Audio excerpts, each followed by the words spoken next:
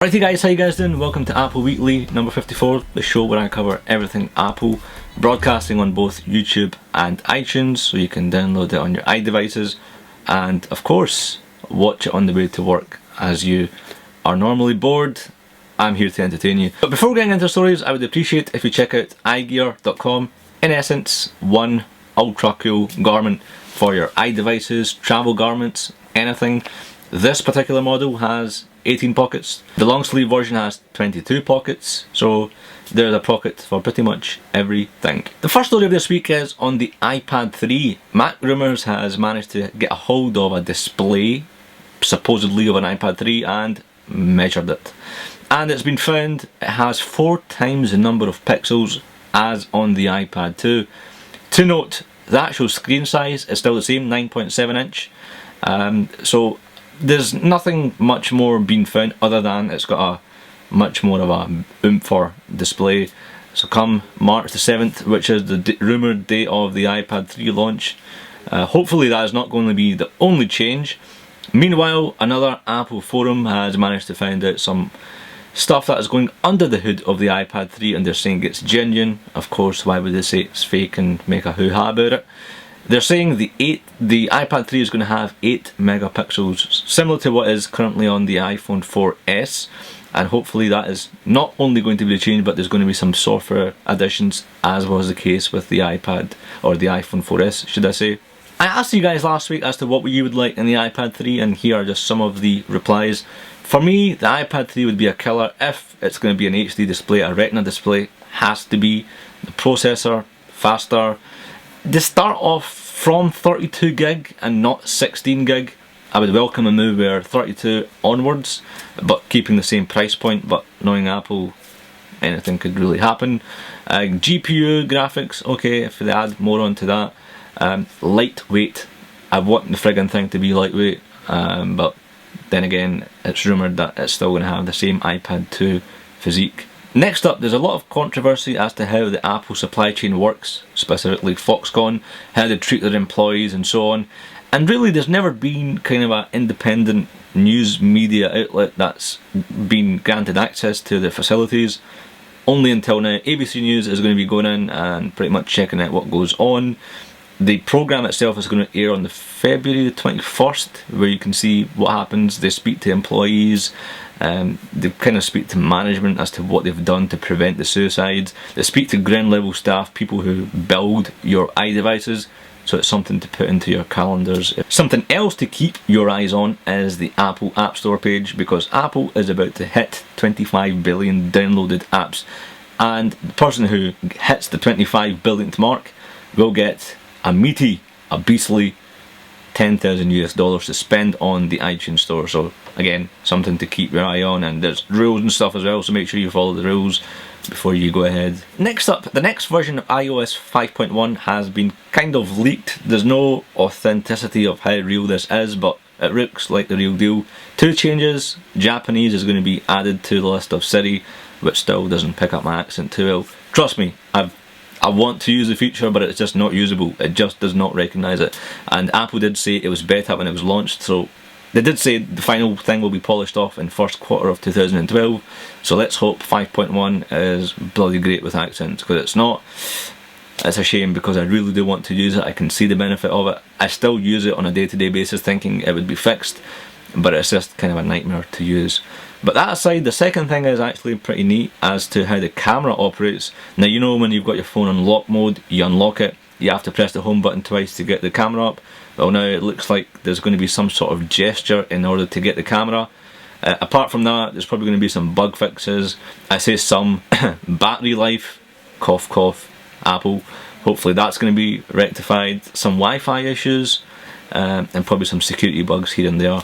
But in terms of major updates for 5.1, I think it's just going to be Siri polished off, and just the camera feature, and that's probably about it. Rumoured date for the launch of 5.1 officially is going to be when the iPad 3 launches, which is March the 7th, or early March anyway, so fingers crossed. And last but not least, I've kept the best story till last. Mac OS X Mountain Lion. You heard.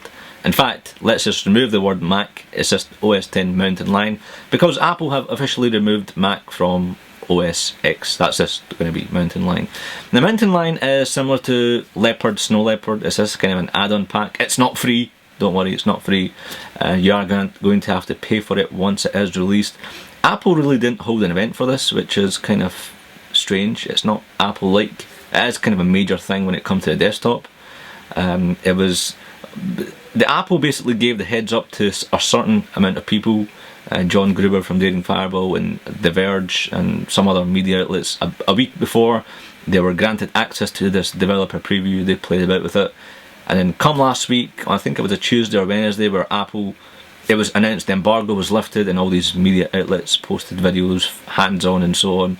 And of course Apple released the first developer preview to developers, which I've got a hold of but I've not installed it. And the reason for not installing it is, and I've seen a lot of people struggling with it, and I don't want to install, it's a first developer preview, so you know there are going to be bugs with it. It's not compatible with every machine so far. So I am going to give it maybe 2 or 3 versions, or maybe the next version I'll kind of go for it and give it my thoughts. But what I've seen so far looks actually pretty nice, minus the one thing that I've always hated about Lion, which I'll get onto in a minute. Now they've got iCloud integration, so basically it's just heavily built in. So if you do something on your Mac, calendars, your notes, your contacts, it's going to change on your iPad and iPhone. It kind of syncs it all in one place. So if you delete an email from your Mac, it's deleted from your iPhone and vice versa. Messages, weren't we all expecting this, yeah? So basically if you're texting away on your iPhone and your iGear jacket like you always do, and then you come to your Mac, you can kind of continue on if you're still having those conversations, and FaceTime is built into it, so hoo-ha, it's there. Reminders, it looks identical to what it does on the iPad and iPhone. Looks very neat, and they've just taken stuff from iOS, I guess, and put them onto the Mac. The Notes application, Notification Center looks pretty damn slick. Share tweets and Twitter integration, again, so you can sign into Twitter once, and when you go into Photo Booth and you're taking crazy images, you can tweet the actual images from Photo Booth without going on to, or saving the picture, then uploading it. You've got a share to tweet.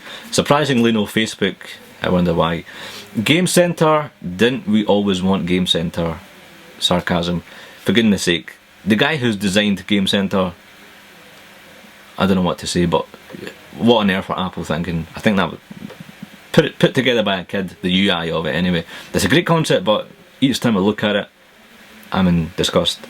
AirPlay mirroring, this is going to be a heaven for people who legally downloaded films. So if you've got an Apple TV, you can mirror what you're watching on your Mac. So uTorrent, download the film, you want to watch it on your HD TV, you've got an Apple TV box, boom, it's going to be a breeze. And this last thing is Gatekeeper, which has got some controversy around it, but I like the way they're doing it.